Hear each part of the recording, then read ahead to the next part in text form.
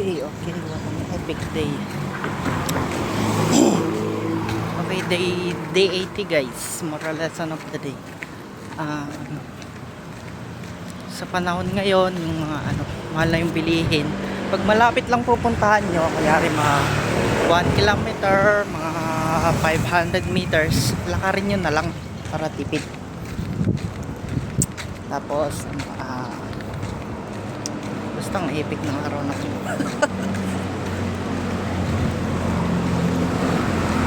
Anyways,